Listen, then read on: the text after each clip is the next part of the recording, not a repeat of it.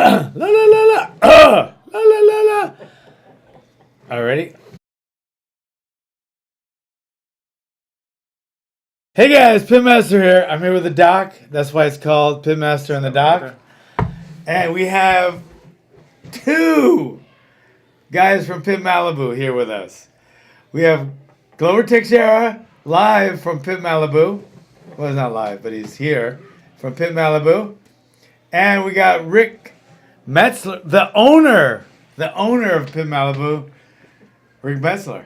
So we have a full house there. We got the doc, me, Glover, and Rick. And we're going to talk about something very, very important. Two things, actually. Number one, I keep looking at the screen there instead of there. Number one, we're going to talk about how you can train super hard like we do and not get hurt. Okay? A lot of people train really hard and are always injured. I love Cain Velasquez. When's the last time you seen him fight? Think hard. It was in the 1900s. Okay, it's been a while. And it's because, I'm not saying 100%, but I think he might be injured a lot. I'm just saying. You think so? Maybe, yeah. Like hardcore training. They do hardcore training. And let me just tell you, the only way you can get into hardcore shape and be ready for a fight, whether it be in the UFC cage or in the street, you have to train hard. But if you don't train right, you're always going to be injured. And even worse, you're going to get brain damage. You're going to be punchy. All right? That's not pretty. I've seen that happen. So, we're going to talk about, we have like a round table right here. We're going to talk about how can you train really hard and what's our experience, because we have a wealth of information, of experience right here. I have been at this since 1970. How old were you in 1970? I wasn't born. How old were you in 1970? I wasn't born either. Fuck you both.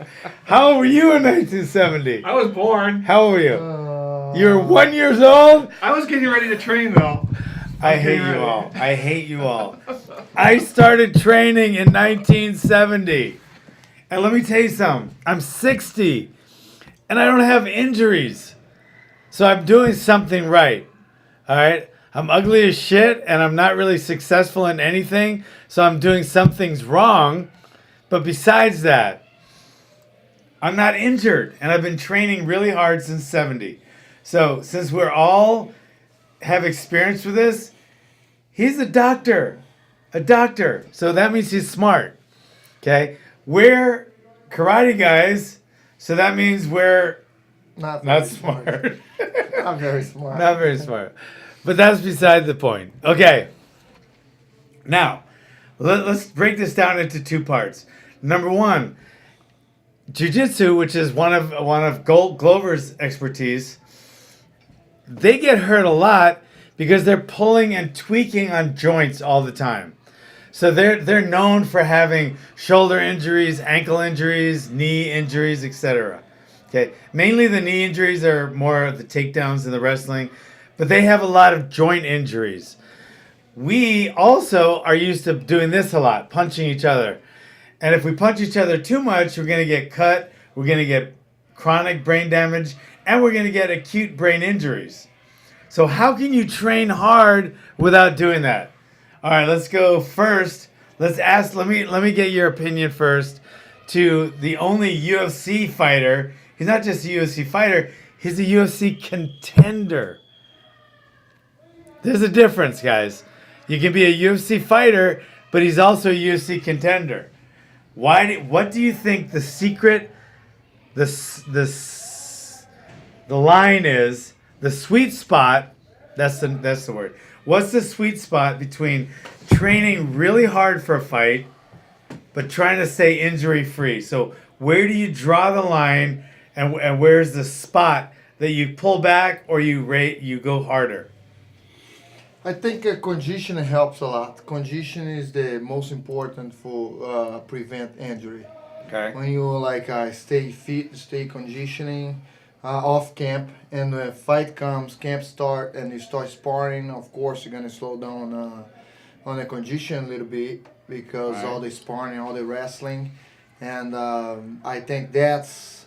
I mean, I'm very blessed, and I don't. I mean, I never have big injury. Only my hand last lot was happening in the fight, but I never really have injury to pull out a fight or anything. So I think because of conditioning, I'm always doing conditioning. I'm always the problem with the guys I see in my gym and everywhere that I go. People don't do much condition. They come out of shape to get ready for a fight, and they start wrestling hard right away and start whatever sparring hard right away. And those muscles, whatever the ligaments, is not prepared. It's not like it's not there. It's like it's weird. So I guess my opinion is conditioning. Always So stay in shape. stay in shape. In between fights, guys, stay in shape. But I think that's the science behind this that we've talked about, John, is the science of the conditioning, whether you're conditioning your bones or your hands, or you're conditioning your ligaments or your muscles, they get stronger with use. So if you're just trying to get ready in 6 or 8 weeks for a fight, you're not going to have the same strength in your bones and in your tendons and your ligaments that you're going to if you stay conditioned or conditioning constantly. So there's real science behind what Glover says, keeping your... Wolf's Law. Wolf's Law. It's Wolf's Law that we've talked about, and anyone who listens to our podcast has heard us talk about. But your bones actually get stronger the more you use them, and if you stop using them, then it goes the opposite direction just as quickly. So staying in shape long term, I think, if you haven't had major injuries or having to pull out of fights, that's got to be pretty rare in the UFC. It is. Very rare. Yeah. I mean, like I only have this injury, in the fight, and like it's like I think I really think the conditioning, man, because I'm always doing hard condition. I hit the bag hard, and I did. I tore some. It was not tore the bicep, but so I went to the doctor and everything in Brazil because after one of my fights, I take 10 days off and I come back and right away, I said I'm gonna start hit the bag. I had 10 days off and I wrapped my hand. I start throwing hard left hook, hard punches, and the bag was a little bit hard, But I used to train with the bag all the time before, whatever. But because I think my muscles was not conditioned well, I felt the bicep. I went over there to the doctor. I tore some fibers. He say it could be a bicep tore because there, right there, yeah. So. He say, and it's because of, you take 10 days off and you got to start slow, right? You got to start, so you cannot, and that's the problem too, like, I had a little bit problem with that, like, if you,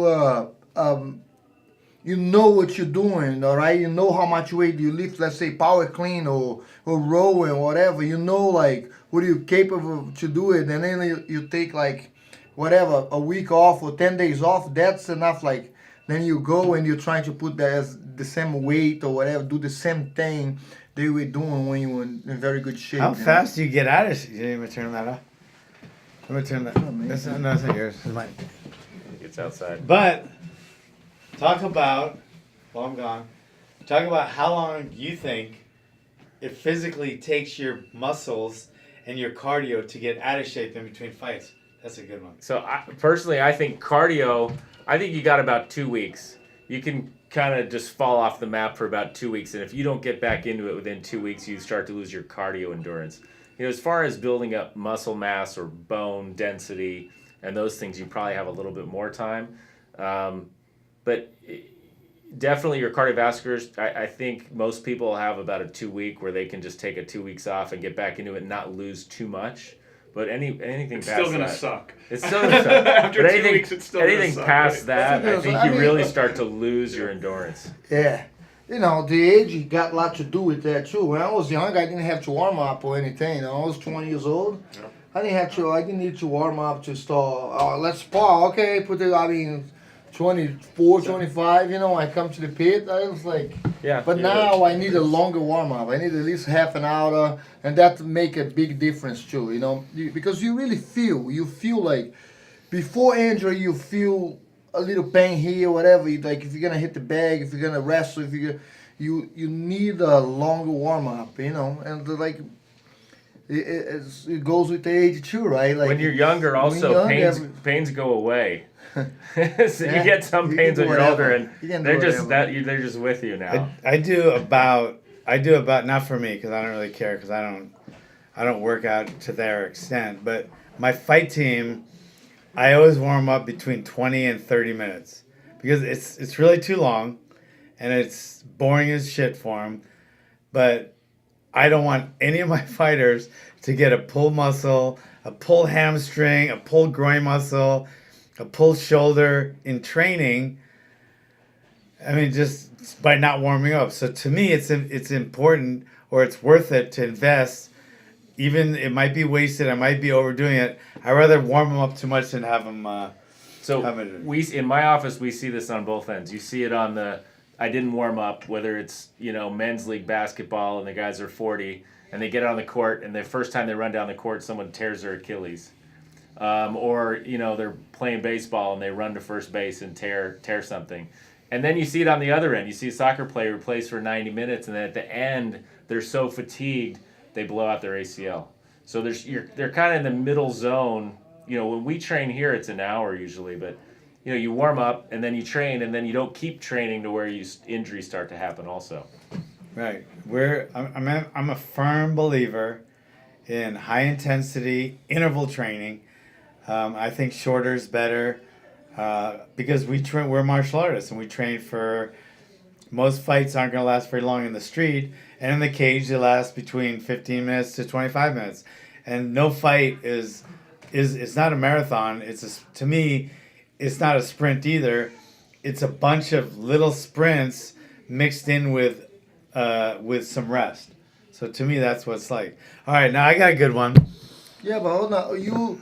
You think like just a question because you think like I know we have to do. I do a short workout. We know the conditioning you do, but you think the short intense workout is better to prevent injury? No, no. But I think a fight. When I say short, it's relative. In other words, I don't believe in doing something for 2 hours and just kind of nonstop. Okay, yeah. But I think you should go hard and then rest. Go hard, then rest. So I think a short workout. When I say short, I mean I think most of my workouts, I combine my workouts, physical workouts, with my skill. So a lot of my skill drilling, when you're on the bag, you're working out, believe me, but it's also you're developing your skill. So I combine that with other things like burpees and other calisthenics, but I usually combine that with my skills because I want to combine the two because to me that way it goes in your muscle memory better.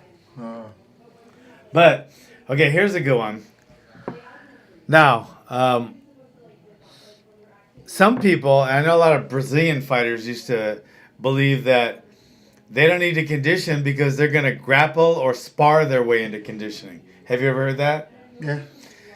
And to me, that's a recipe for injury because you can't push as hard in the contact, whether it be cranking on somebody's arm or punching someone in the face. You can't do that to the intensity that you need to in training to get into the kind of shape you need for the fight without constant and chronic injuries. So I'm a firm believer in getting your heart rate up as high as you can in something like say burpees, airdyne, hard rowing, something else where you're not going to actually get punched in the face really hard or get your arm tweaked, and then practice the sparring drills, but combine drilling and sparring together. What do you think about that? I that's what I do. That's what we I do. I learn how to do it like that, but you're right. Like people spar all the time. It's not gonna. It is a good train. If you don't get injury, I think that's the best train. If I could spar every day 100% and not get injury, that's what I would do. I would not do the condition, but Right. you get injury when you do that. Right. So if you wrestle every you can't day, spar your way into shape. What do you think, Rick? I look at the other side of it. I look at guys that are in really good shape, and it's finding the middle ground and being able to know that your good shape is going to work in a fight. So finding the middle ground and working on effective drilling is the closest you're going to get to that, because there's tons of people that are in great shape, and then as soon as they start sparring, their breathing patterns, everything are screwed up because they don't know how to use the skills that they've been practicing in that mode of operation. So Yeah. finding that middle ground is important. It's a tough one, and that's why having a really good coach is really important, because it's hard to do it on your own, especially if you don't have the experience to do it. But you need somebody to push you and to be able to pull you. Like with someone like two people I can think of right now that more than anyone else I know, and could be anyone else in the whole world, Glover and Court McGee. If you don't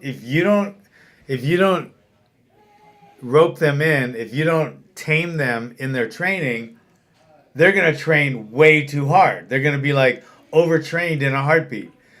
I did it for a couple of my fights. Yeah, you did. I did for a couple of my fights. Yeah. Yes, you did, and I wasn't training them at the time. No. And then there's other people just as good. I'm not saying it's worse or better, but there's certain people of fighters. They love to fight. They don't love to train. Glover and Court love to train. They're fanatics. But I have some guys that love to fight, not love to train. So I have to actually push them harder, because you have to be here.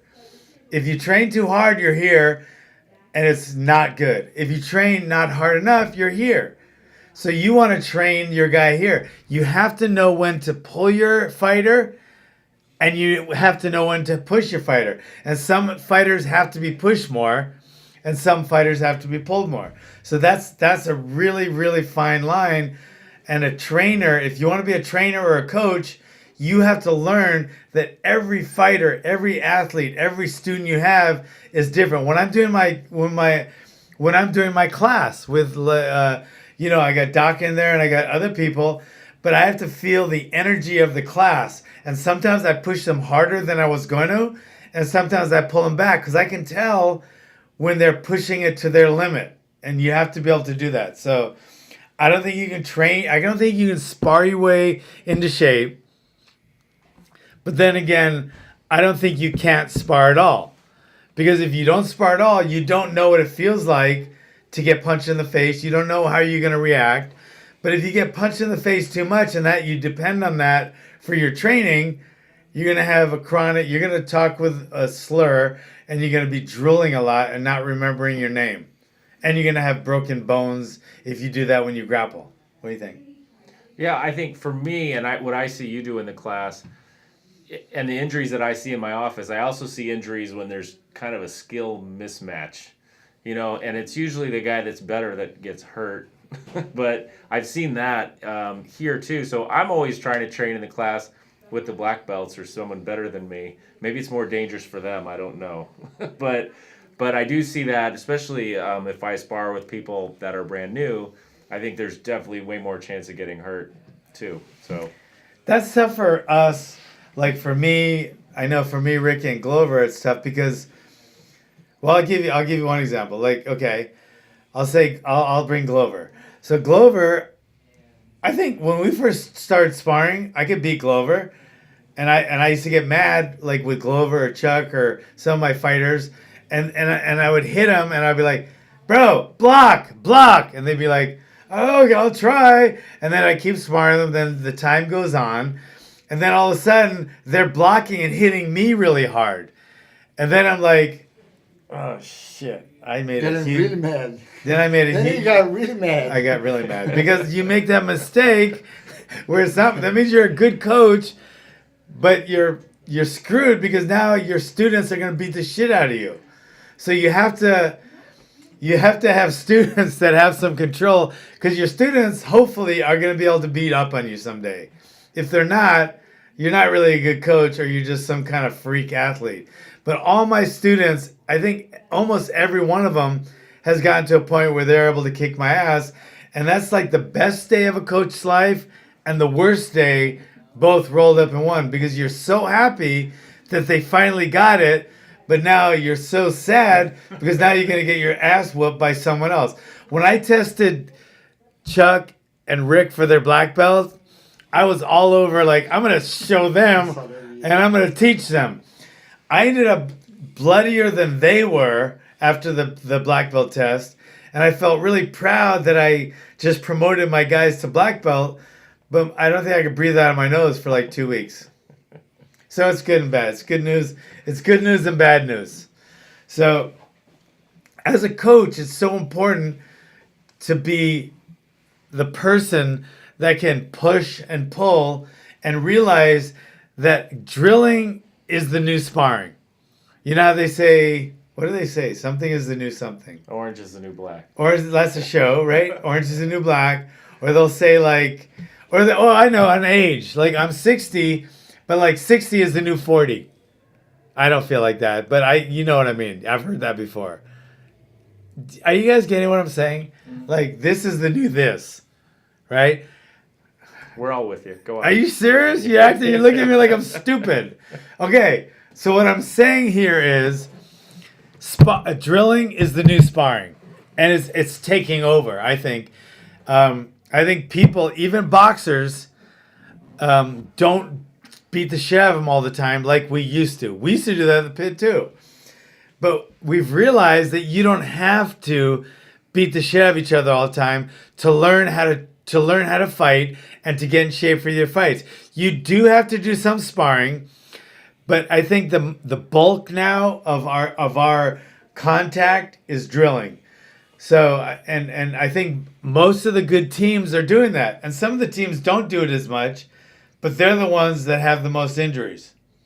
What do you think about that? I got to interject that there's people that try and do drilling that don't have an effective way of doing it, that only know how to spar or not, because their way of drilling might not be as effective as yours or other teams that are doing it well. Yeah, and we do it well. I mean, I think we have an unbelievable record of my guys. Like when I watch my guys fight now, they're at a higher level, just as high as any of my fighters have been. And my fighters now, I think when they're training for fights, say it's an 8-week thing, they probably spar 10 minutes a month when you put it together. It's so little, because I do like a minute of sparring, and then I'll do like 5 minutes of drilling, and probably it's just not necessary. It's just not. So other than risk of injury, what do you think? Because I can think of things that it seems like it promotes even better than sparring. Confidence, maybe if someone's kind of nervous to use certain techniques, it helps develop the confidence to go ahead and try it because they know they're not going to get cranked on. Are there things like that you see that it even that drilling's even better than sparring? Other than risk of injury, I'm talking about skill sets. Yes. Muscle memory, ingraination. Can you say ingraination? You can say whatever you want. But is it or like if you're ingraining muscle memory into your muscles, which you don't really do physiologically, but that's how I explain it. To me, you're ingraining these techniques that they're doing over and over and over again that I want them to do in the fight, because when they're sparring, they're not always doing that. Yeah. But I like especially setting up a takedown, defending a takedown. When you're drilling this so many times, then it happens in the fight. It's just second nature. In a sparring, it's hit and miss because you don't know what's going to happen because it's spontaneous. So maybe you need more work on drilling the takedown defense, but you're not getting it because the guy's not taking you down. So I think that fear, the risk of injury and chronic and acute is the main thing that sparring is. That's the main downfall of sparring. But I think getting to be more repetitive on your techniques, I think drilling helps even more. So if there was no threat of injury, chronic or acute, then I would say I would go half and half, and I would still have them spar half and if there was no threat of injury, I would have them spar their way into shape. But there is. And people are getting hit in the head too much, and they're getting cut, and they're getting knees, and then even like one of the worst injuries, or the most common injuries I think, is freestyle sparring with takedowns. And then somebody goes one way, and they're trying to take them down the other. Next thing you know, there's a freaking blown knee. So I like to drill takedowns with the knees, but I want them to have some kind of feel of a takedown in spontaneous sparring. So I have them do half shots, so they don't go all the way through it, but it still keeps this guy alert. So the guy's not, he has to realize the guy's going to come down, but I still don't want him to go on. And one thing I tell people is when they say, how are they going to realize what a real fight is? I mean, a real fight, they're going to get hit in the face full on. And I'm not talking about my fighters. I'm talking about my martial artists for the street. Well, how are they going to realize how a real punch is going to feel? They should feel that punch. And I just say, and if they're a cop, they should feel the bullet going in. Or if they're, you know what I mean? If they get attacked with a knife, should they feel the slice on their face? Because then how are they going to realize? They're not going to realize 100%. But I still think that injury, that threat of injury, that chance of injury is not worth that. And I think you can drill effectively as a regular martial arts student or even as a fighter to be able to accomplish your goals. In sparring, in a fighter like Glover, he does have to spar a little bit more and a higher level, and he does have to roll at a higher level because that's his profession. But if you're a regular martial artist, I don't think you need to go to that level anymore. I don't think there's any reason for it. But drilling is you can never stop drilling, no matter how much you know. Like, right. You can be the best left hook in the world, but you can have the best left hook in the world, but if you stop drilling, you're gonna lose it like that. And if you spar, when you spar a lot and you stop drilling, you start getting sloppy too. Yeah. Start throwing wide punch, chin up, so you gotta. That's how you get to us. You start, I remember, we start getting, a little bit crazy, and you stop the sparring and start drilling and tell, hey, all right, see what you guys doing? Keep your chin down, hands up, don't pull back. And then when they go back to sparring, it's better. And it's funny because I was doing a seminar in Connecticut last couple weeks ago, and, I was doing a seminar for the SWAT team. I take the guy down, just showing stuff, and I was going to grab his hand. He's like, yeah, we usually don't grab the hand. Because one cop got really in a situation, they drill to take the gun and they give it back. He said it happened really situation, a real situation. He take the gun from I don't know if I believe, I don't know if he was joking around with me. It was a woman. She take the gun out of the guy's hand and give it back to him.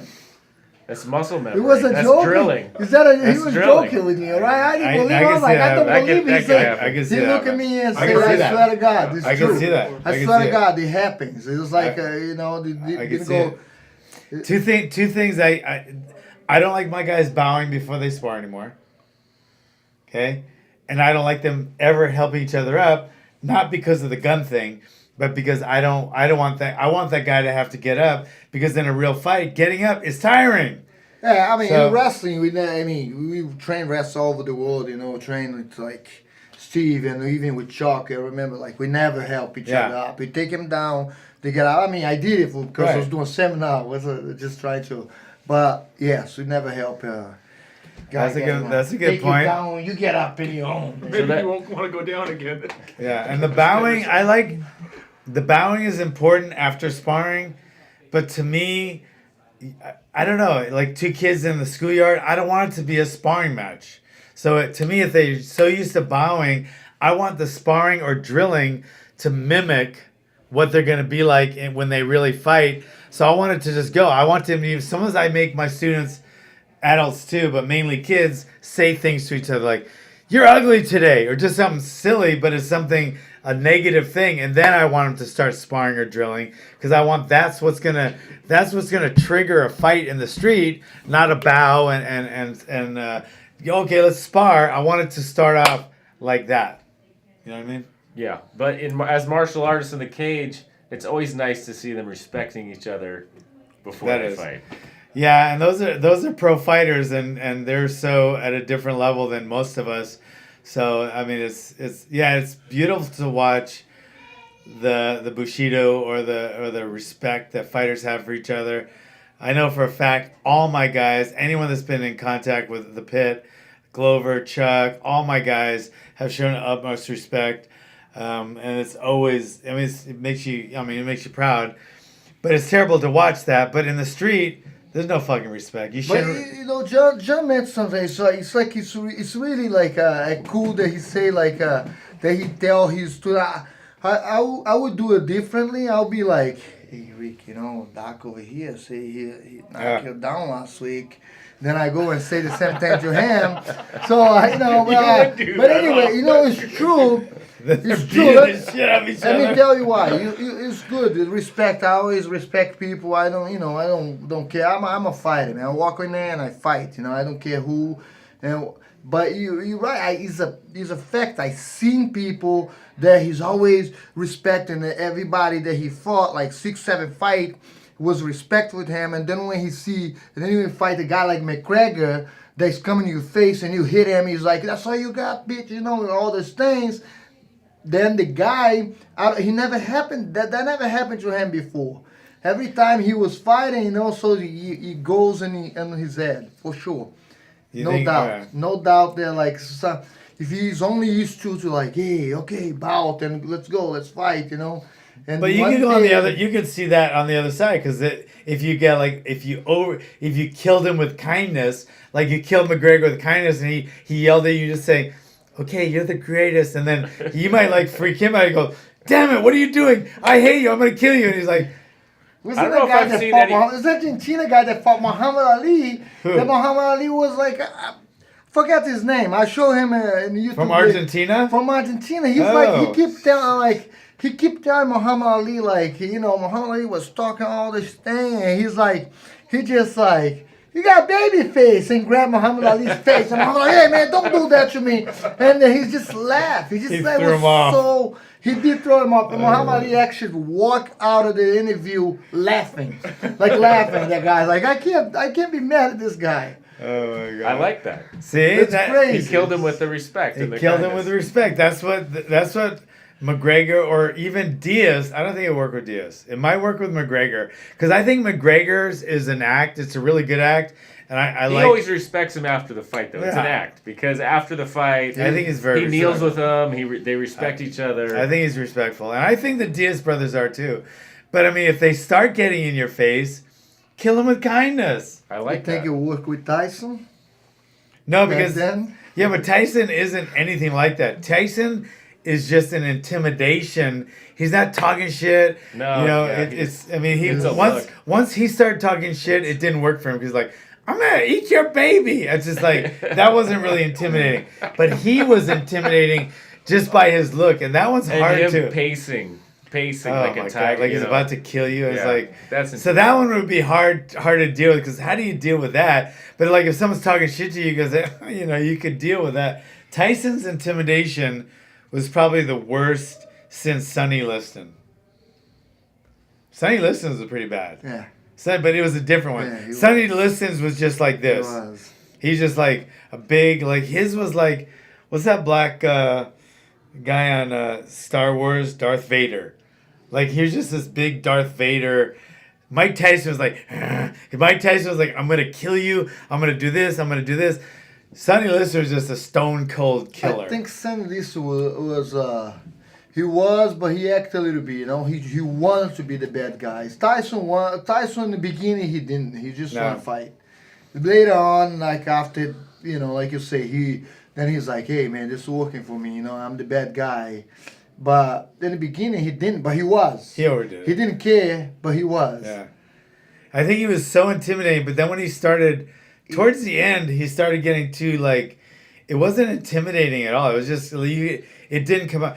And then he just became a hated guy. And now, you watch him now, he's reinvented, man. Mike Tyson, he's admitted. I mean, how many guys do this? Very few of us do this. I do that. I've admitted many times what just a terrible human I was in my past. But not many people like Tyson, such a public figure, he's admitted all his wrongdoings and he's reinvented himself. He seems like, and I bet he is now, you met him and you were he was one of your idols, and then he watched you fight and he came in the cage and remember you guys were hanging out. He seems like a great person now. Yeah. I mean, he just seems like Yeah. he does, doesn't he? He's like yeah. he seems like he's unbelievable. really and a Nice guy. genuine genuinely family oriented. He just seemed like he outgrew all that stuff. He admitted it. He admits it. He puts all of it out there and just says, I was a terrible person and I'm trying to be a better person now. He makes jokes about the ear. Remember that skit he had with He's always Evander? making jokes. He's always Yeah. making jokes. His Funny guy. podcast is called Bite the Ear or something, isn't it? Bite the mic. Bite the mic. He's Glover's favorite fighter, and when Glover first started training, I noticed Glover was a lot like Mike Tyson. So Glover's homework was like after every class or every training session, he had to go study video of Mike Tyson. Yeah.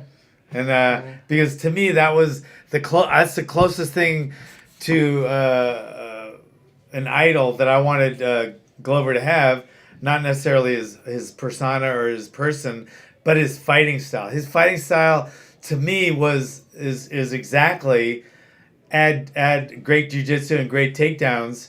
That's to me what Glover Teixeira is. It's a Mike Tyson with takedowns and submissions. So anyway, that was my Mike Tyson bit. What do you think? Well, this is a Pit old school we got in our studio today.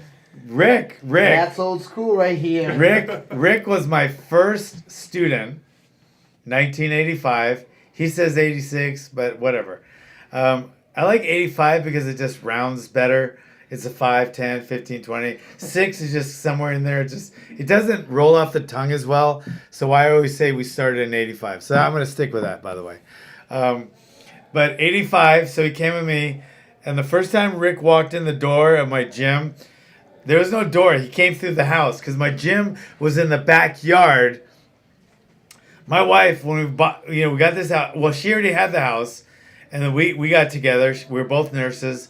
And then she wanted to build a pool in the backyard. A pool was about 30 grand then, or 25 grand. It's like, I don't want a pool. Nobody swims in a pool. Let's build a gym in the backyard. So we said, she doesn't want a gym. She wants a pool. So we decided, let's do both. So we built a pool, like 30 grand, swam in it twice. And then we built a gym, became the Pit. So I started training guys in the backyard. I started off I wanted me to be in there, but I started training people. And I had a little ad in the Yellow Pages. And then Rick shows up. And Rick had long hair. He looked like Jesus. He had a beard and long hair. And he comes in and he's... Really? Yeah. He Yeah? did. His nickname was Jesus. Yeah.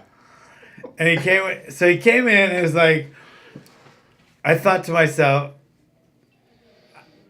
I love Rick. But the first time he came in, I just thought... The word that came to my head was douchebag. And it was because he just looked like that long hair, beard, and I was like, and he talked about some other martial art he did, and I was like, I'm going to kick his ass. Kung Fu Sansu. Kung Fu Sansu, whatever. So instead of training him, I said, we're just going to spar today. So I beat the shit out of him. So like I walked in the house, I swear to God, I walked in the house, he left, and I walked in the house, I told my ex, I told her, he'll never be back. And she just goes, oh, why would you do that? I go, I just don't like him, so he'll never be back. I beat the shit out of him. So like the next day, he like comes back. He's like, well, I'm here to train. I was like, what the hell? Okay, we're going to spar. So this happened like 3 or 4 days in a row where I wouldn't even train. I just beat the shit out of him. And I kept telling her, he's not coming back this time, for sure. But he kept coming back. So like the fourth day, after the fourth time, I think after I beat the shit out of him, I thought, well, I'll train him then. Okay. So we trained a little bit, and I walked back in the house, and I told my ex, I said, I like this guy. I'm going to start training him. And he's been coming every day. He came every day since, and he was the first to get his black belt. He got his black belt the same time Chuck and Eric and Tony the Terrible did. Did John leave anything out? There was a Stairmaster in there somewhere. I did have the old school, not the old school one that had the steps, the one you put your foot in the pedal and went like that. I still have it too. That one? That Stairmaster that had I still have it. Yeah? Yeah, I still have it. Yeah, we see. That's what we did. So this was in L.A. at the time? Yeah, Woodland Hills, California. In the backyard. It was in De La Osa Street in Woodland Hills. So if you live by De La Osa, I'm not going to tell you the house number, but it was on De La Osa. That's the original pit. The original pit, it was in the back. That gym is still there back there, and they used it as a storage room. And so is the pool. The pool's still there, too. They We swam practice it more. all that time, all that money.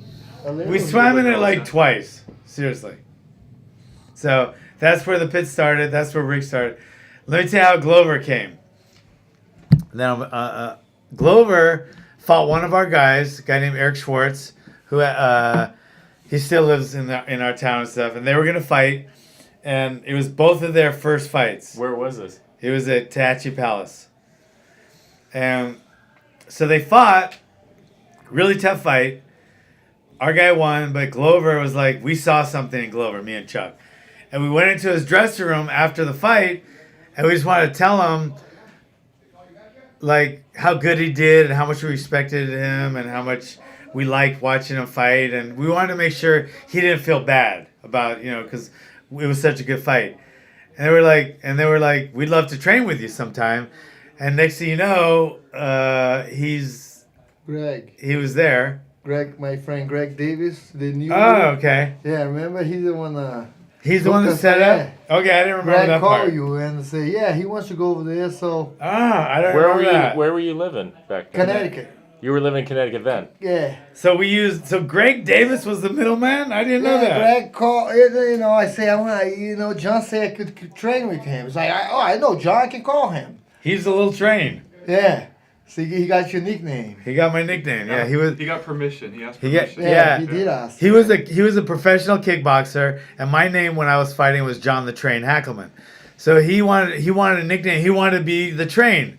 So I go, okay, I'm not fighting anymore. Take it. So he was Greg the Train Davis. Yeah. He's a great guy. That's the one that hooked me up over here. I come over here forgot for that. a month, and I went back. That was and next after you time fought Eric? Yeah. That was after, What year yeah. is this? Yeah. Yeah. And 90. Eric was my first 94. fight. Was 94, 95. well, no. This 2002. Oh, this was 2002 already? Yeah. Man, I 2002, never would have said When I that. fought Eric. Wow. Yes, 2002. I thought it was in the 2018, 90s. John. I know, It's but I been thought 17 years. I mean, it's been like 17, 16, when you're 17 when you're my age, these it just melds. But it shows you how the martial arts, what it does. One of the original pit black belts fights Glover. He ends up talking to someone else who you knew back from the old days. Cecil People black belt, right? Yeah, Cecil People's black belt. Yeah. Greg and then Davis. and then he recommends you, and then here we are 19 years later. How fucking Yeah, cool 17 is that? years later, and then Yeah, I'm 17. gonna have dinner with Eric tonight. Yeah. It doesn't That's get right. any Yeah, better his than first opponent. He's gonna pay. Bastard. But so that's how we met. Then I got another story about the doc. One of my favorite stories. I just told you guys this one today. So Doc comes. We become friends because I went to pick up my stepson from his house because my stepson and his daughter were dating, and we were laying in bed already. Me and my wife, Yeah, not hold me on. and him. Yeah. Not you Not and yet, him. not- I don't know. Heather might see something different. Heather thinks we're lovers. Let me just say She might know something. Heather we thinks don't we're lovers. Every time she What are you says, telling her? I don't know. Woman's intuition. every time she says James, she goes, James, where's James, your boyfriend? And she'll like say today, even today at lunch, she goes, are you and James doing your podcast? And like, where's James? Oh, James. But anyway, so I went to pick up Tanner from his house. It was like 9 o'clock. We were watching TV, and she was not feeling like getting out of bed to go pick him up. So she goes, you go pick him up. I was like, okay. So I drive to pick him up, and then like at 1 o'clock in the morning, I get a call from Heather. Where the hell are you? I go, we're still here. Me and James are talking. She goes, holy shit. So I used to go pick him up all the time from James' house when you go over there to visit his girlfriend. And then me and James became friends. Okay, so And they broke up long ago. they broke up long ago, and they stayed together a little longer than they would have. For us. They thought we would break up if they broke up. So they were like, they like came to us like, we're not going to stay together, but you guys can still stay together. So anyway, it was funny. But let me tell you, this is a true story. So he's he wanted to train, but he's a surgeon. He has hands and $1 million. He makes like $12 million a year or some shit. A little less. So we're like, but it's definitely don't want to hurt his hands. It's different than us regular people, hurting our hands. But I eventually got him training here, and we take a little bit of precaution. He wears a little more stitch tape. We use stitch tape only. Oh, it's over here. We use stitch tape. Best tape in the business. Best guys. tape right here, stitch. And he wraps his hands a little more carefully. I like him using the bigger gloves, etc. But he started training. He's a doc. He's they're not known as the most physically tough guys in the world. So I'm thinking, okay, he's gonna train with us. And then not too long ago, this is a true story. Not too long ago, there was a mismatch. There was an odd number of people on the mat, and I was teaching the class, and we were drilling, and there was an extra person, so I'll be his partner. So we're doing tie clinch with knees. So he's been training like a year or so. How long? A year? It's been almost 2 years. So almost 2 years. So okay. So he started off, like this kind of like whatever. And I'm thinking, okay, let's do the mitts. I don't want to hurt this guy. We'll do some tie clinching, but he probably won't be much, He grabs me with his tie clinch, and it felt like a fucking vice grip on my neck. And he pounded his knee in, and I almost knocked myself out by hitting my own hands. And then the second that knee hit the pad, the first thought I had was, this guy's okay now. This guy, nobody's going to fuck with him. Nobody's going to fuck with his family. Nobody's ever going to mess with him again. He has it. I could tell by the way he clenched and the way he kneed, I thought, he might just be a doc, but this is the kind of doc, if you fuck with him, he's going to knock your ass out. So that one knee, just like the time Rick first bloodied my nose, or the time Glover first made me knocked out cold or something like that, or this time, I realized I might not be about much as a fighter anymore or whatever, because these guys can kick my ass, but I'm a great coach. Always. That's what I'm kidding. How's I might get my ass whooped, but at least I'm a good coach. How's the rules for doc knock someone out? You have to save him after? You have to, yeah. It's a Hippocratic oath. It's a Hippocratic oath. But let me tell you about his fucking Hippocratic oath. The time he hit me with that knee, the second thing I thought after it was like, oh, this guy's made it now. He's safe. He can protect himself, was instead of that fucking Hippocratic oath, instead of the Hippocratic, whatever you call it, he's a fucking hypocrite. Because he's supposed to save people, and he almost just knocked me out. And he did it with a smile on his face. I think as long as you do more good than harm, the balance. I'm positive on the balance. What have you done for me but almost killed me? Oh, we stitched up your finger? You stitched up my I finger. think we're even. We're even-ish. But anyway, we good? We're good, man. All right, so I want to thank Rick, Pit Malibu, guys. Best place in the world. Let me just tell you, with Pit Malibu, it's not like you think. They don't train soft over there. Okay, that's the Pit Malibu, but he's a hardcore Malibu. We got Glover Teixeira here, who's probably going to fight in July. And we got Doc here. So we want to thank you guys for being here. Share this podcast, because we are taking over. I love you, Joe Rogan. I mean, I really do. I love your show and all, but we're taking over. Pitmaster and the Doc are taking over. What do you think? Sean, good to see you. Bing. Thanks for coming, guys. Awesome. okay. Awesome. Bing. Man. Bing. Good to see you guys. Thanks for coming, guys. Good. Good? Thanks for coming. Thanks for coming.